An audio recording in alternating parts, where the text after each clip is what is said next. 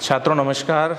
आज आपका एक बहुत महत्वपूर्ण कोर्स है जो राष्ट्रीय शिक्षा नीति है, उसका भी एक महत्वपूर्ण अंग है और इसके साथ साथ कृषि संकाय के अंतर्गत बीएससी ऑनर्स के पाठ्यक्रम का भी एक महत्वपूर्ण हिस्सा है। और इस कोर्स का नाम है संचार कौशल एवं व्यक्तित्व विकास, यानी पर्सनालिटी डेवलपमेंट भी है और कम्युनिकेशन स्किल्स भी है।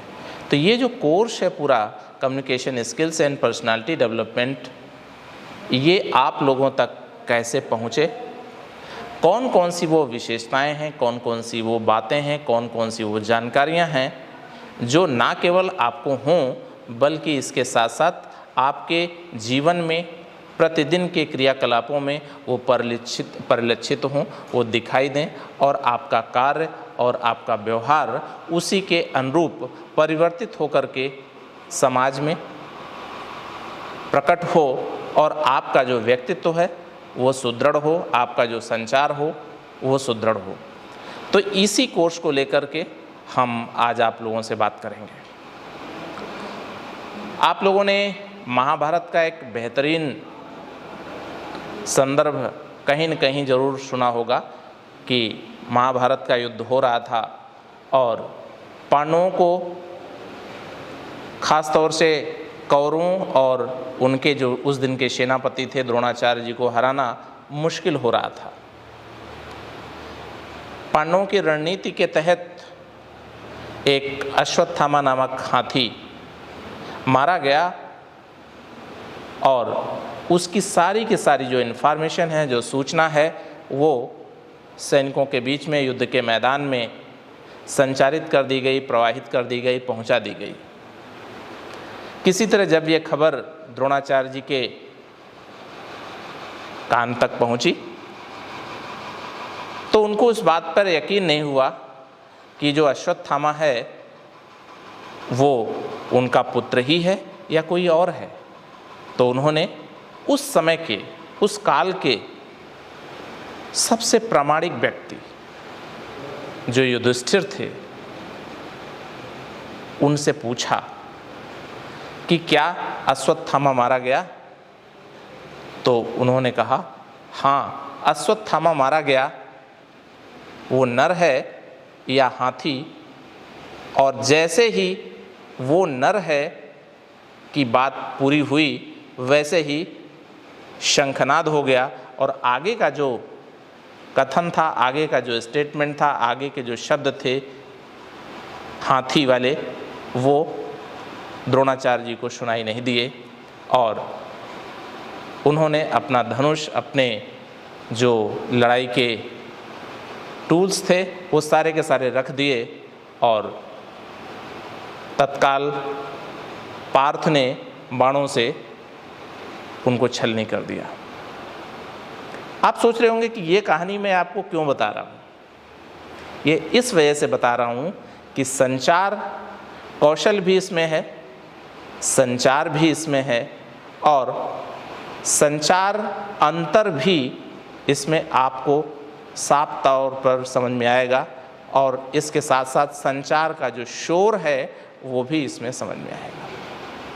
तो पहले हम समझते हैं कि इस कहानी के संदर्भ के आधार पर संचार कौशल क्या होता है, संचार क्या होता है। लेकिन उसके पहले मैं आप लोगों को बताना चाहूँगा कि जो सूचना थी कि अश्वत्थामा मारा गया वो द्रोणाचार्य तक पहुँची, लेकिन युधिष्ठिर ने इसके साथ साथ ये भी कहा कि वो नर था या हाथी था, लेकिन शंख बजने से उनको हाथी शब्द या सुनाई नहीं दिया। परिणाम स्वरूप वो अपना होशो हवास खो बैठे, क्योंकि उनके बेटे का नाम भी अश्वत्थामा था और उन्होंने अपने अस्त्र शस्त्र रख दिए। तो किस तरह से सूचना के प्रवाह के परिणाम स्वरूप उनके हाव भाव, उनके मन में जो भाव हैं वो उत्पन्न हुए और युद्ध के प्रति उनकी न लड़ने की जो इच्छा है उसके परिणाम स्वरूप वो मारे गए। तो आते हैं हम जानते हैं कि सबसे पहले कम्युनिकेशन स्किल्स होती क्या है, संचार कौशल क्या होते हैं।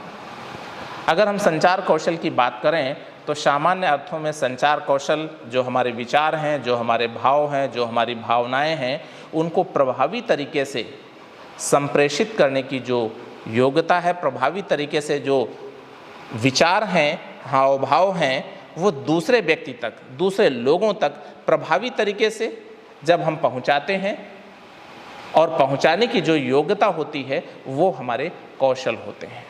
तो संचार है और कौशल हैं, दो शब्द हैं संचार कौशल में, यानी हमारे भाव, हमारे विचार, हमारी सूचनाएं, हमारे अंदर जो मौखिक हों, लिखित हों या अन्य किसी रूप में हों, भावनाएं हों, अभिव्यक्तियां हों, वो जब दूसरे व्यक्ति तक हम पहुंचाते हैं, और कैसे वो प्रभावी तरीके से इफ़ेक्टिवली हों और इफ़िशिएंटली हों।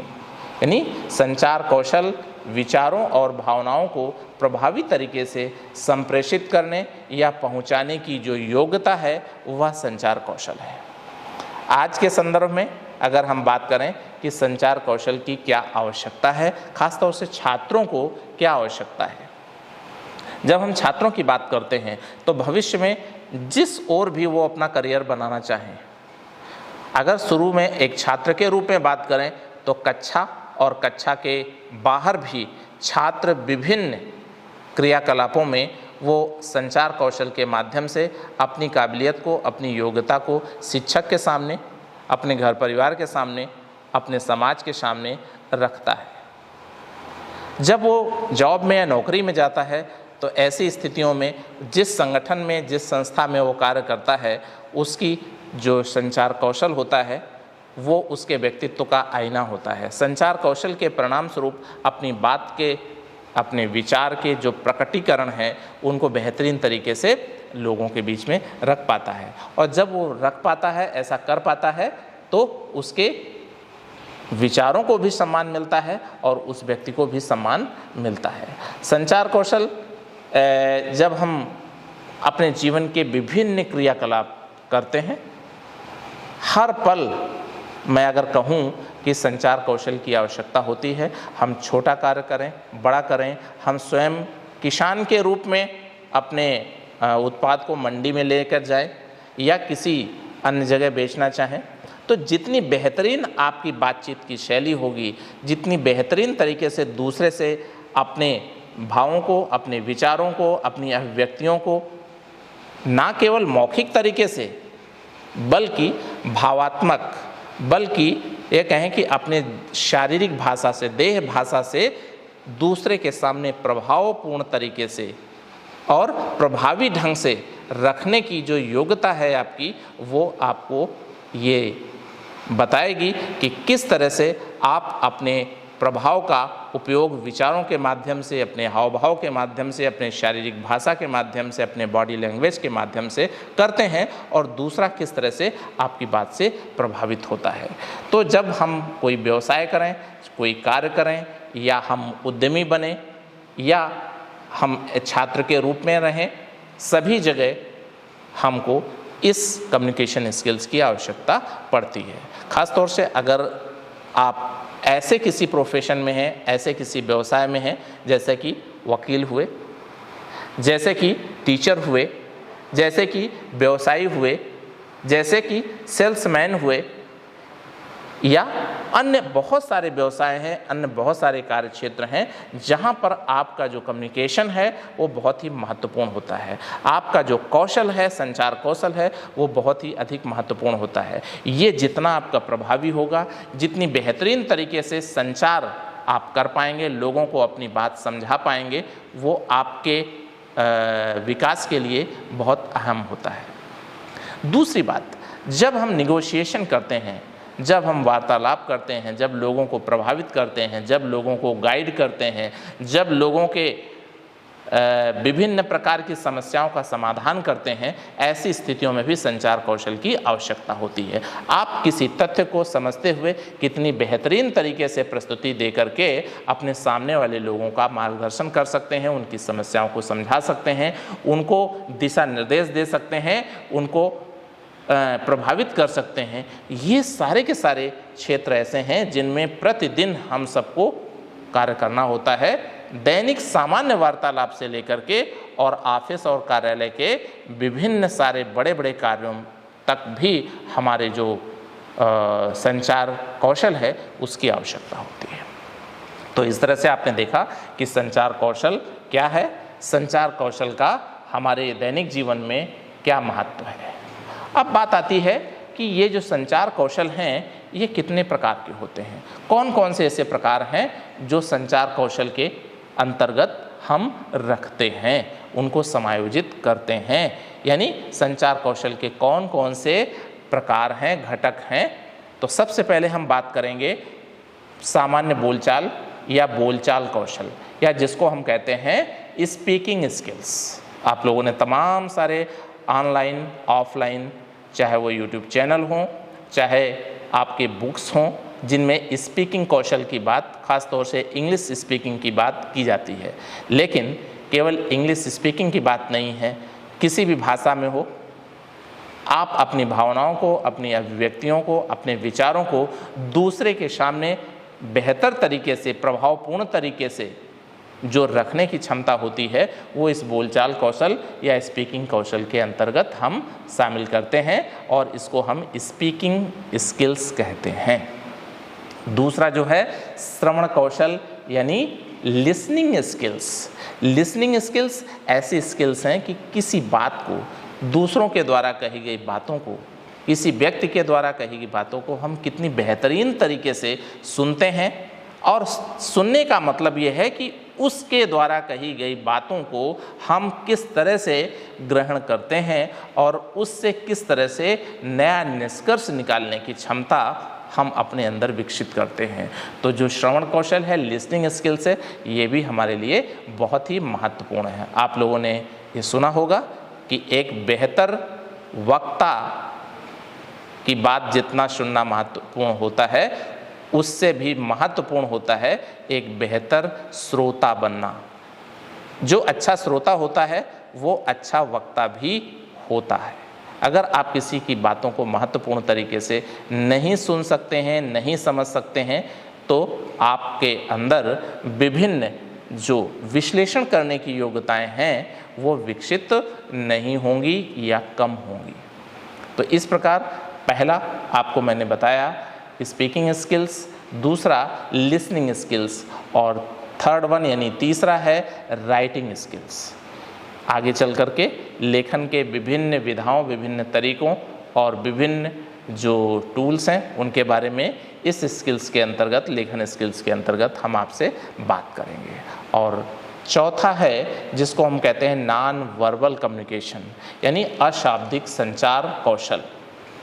ऐसा संचार कौशल जिसमें हमारी बॉडी लैंग्वेज, हमारी देह भाषा, हमारी शारीरिक भाषा अपनी भावनाओं को, अपने विचारों को, अपनी अभिव्यक्तियों को व्यक्त करते हैं और इसी के आधार पर हम दूसरे पर छाप छोड़ते हैं।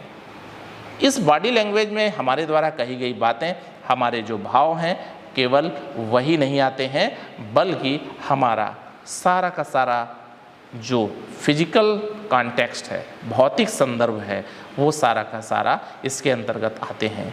क्या हमारी हेयर स्टाइल है, क्या हमारे क्लॉथिंग स्टाइल है, क्या हमारा हाइजीनिक कंडीशन है, क्या हमारे जो आर्टिफैक्ट्स हैं, यानी जो कुछ भी हम कपड़ों के अलावा इधर शरीर के विभिन्न अंगों में पहनते हैं या लगाते हैं या उपयोग करते हैं, वो भी इसके अंतर्गत आते हैं।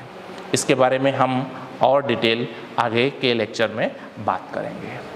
अब हम सबसे पहले समझते हैं, अभी मैंने आपसे चर्चा की संचार कौशल के बारे में, तो हम ये समझेंगे कि संचार क्या होता है। अभी हमने सामान्य बात समझी कि संचार कौशल क्या होता है। अब हम विशेष संदर्भ में अपने स्टूडेंट के लिए, अपने परीक्षाओं के संदर्भ में स्टूडेंट को ये जानना चाहिए कि कम्युनिकेशन क्या होता है। कम्युनिकेशन को हिंदी में संचार या संप्रेषण कहते हैं और प्रोनाउंसिएशन कम्युनिकेशन का अलग अलग भाषा या अलग अलग क्षेत्र के लोग अलग अलग तरीके से भी कर सकते हैं। जैसे कई लोग कम्युनिकेशन भी बोलते हैं, कई लोग कम्युनिकेशन बोलते हैं। तो जो हमारा प्रोनंसिएशन है वो क्षेत्र के अनुसार या हमारी जो एजुकेशन हुई है, हमारी जो स्कूलिंग हुई है, उसके अनुसार अलग अलग हो सकता है। लेकिन जो कम्युनिकेशन शब्द है, जो उसकी उत्पत्ति है, वो लैटिन भाषा के शब्द कम्युनिस से हुई है, जिसका अर्थ है सामान्य होना या कॉमन हो जाना, या जैसा मैं हूँ ठीक ठीक वही भाव वही बातें आप तक पहुँच जाना, और जो स्थिति यहाँ है वही स्थिति आपके सामने या दूसरे व्यक्ति के बीच उत्पन्न हो जाना है, यानी आम हो जाना, कॉमन हो जाना। इसका ये लिटरल मीनिंग है, शाब्दिक अर्थ है। और हिंदी में संचार कह सकते हैं, संप्रेषण कह सकते हैं, दोनों का मतलब मीन्स एक ही है। जब हम इसको परिभाषा के रूप में बांधते हैं तो एक लीगन्स 1961 एक साइंटिस्ट हुए हैं, एक वैज्ञानिक हुए हैं, जिन्होंने एक बहुत ही बेहतरीन परिभाषा संचार की दी है कि संचार एक प्रक्रिया है।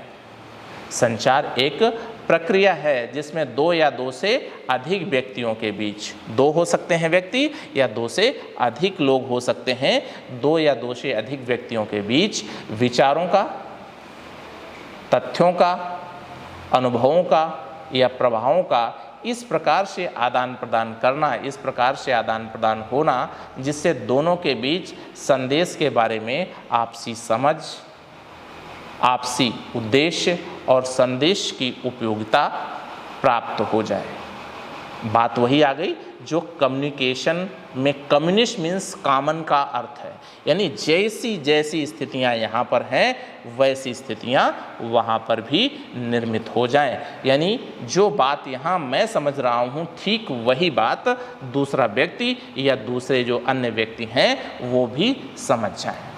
अंग्रेजी में अगर कहें, communication is the process by which two or more person, two or more people exchange their ideas, facts, feelings or impressions in way that each gain, प्रत्येक वो चीज़ें पाले, each gain a common understanding of the meaning instead and use of the message।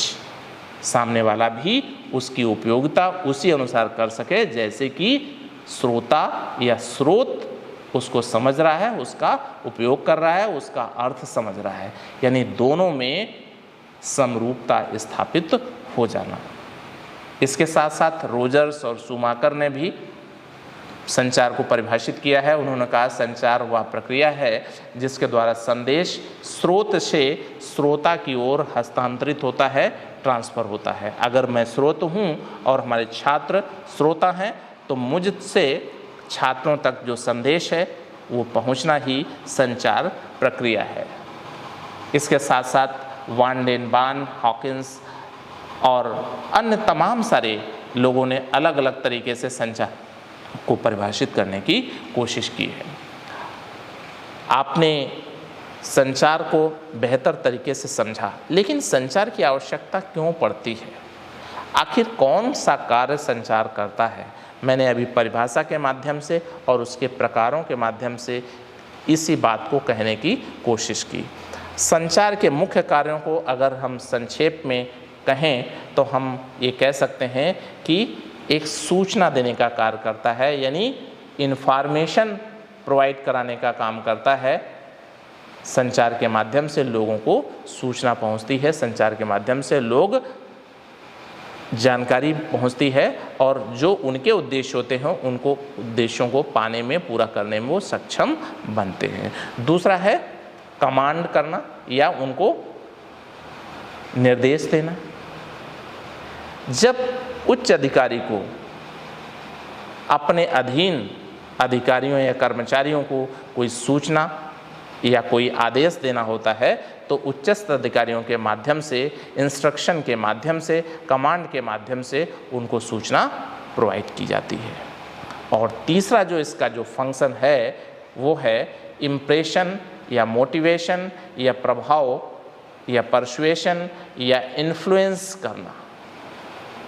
जब आप अपने साथ जुड़े हुए लोगों को किसी विषय पर जानकारी देना चाहते हैं, उनको प्रभावित करना चाहते हैं, उनको जैसा आप चाहते हैं वैसा उनसे कार्य कराना चाहते हैं, तो लोगों को आप अपने विचारों से, आप अपनी सूचनाओं से, आप अपनी भावनाओं से प्रभावित करते हैं और आपके प्रभाव में आकर के वो ठीक वही जैसा कि आप चाहते हैं वो कार्य करने के लिए ना केवल प्रेरित होते हैं बल्कि कार्य करने लग जाते हैं और कार्य को पूर्ण करते हैं।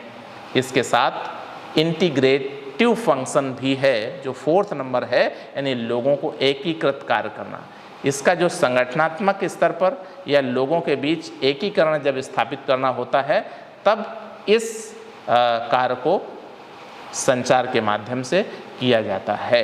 तो इस प्रकार आप देखते हैं कि संचार के, कम्युनिकेशन के 4 मूलभूत कार्य हैं। पहला जो कार्य है इंफॉर्मेशन फंक्शन, यानी सूचना देना, सूचना का कार्य करना। दूसरा है आज्ञाकारी या निर्देशात्मक फंक्शन, यानी कमांड देना। और तीसरा है इन्फ्लुएंसिंग और परसुएशन फंक्शंस, लोगों को प्रभावित करना या प्रेरित करना। और चौथा है एकीकृत कार्य, इंटीग्रेटिव फंक्शन। तो इस तरह से जो कम्युनिकेशन है हमें सबको बहुत ही प्रभावित करता भी है और दूसरों पर प्रभाव डालता भी है। तो आगे के क्लास में हम फिर आगे बात करेंगे। थैंक यू वेरी मच आप सभी का।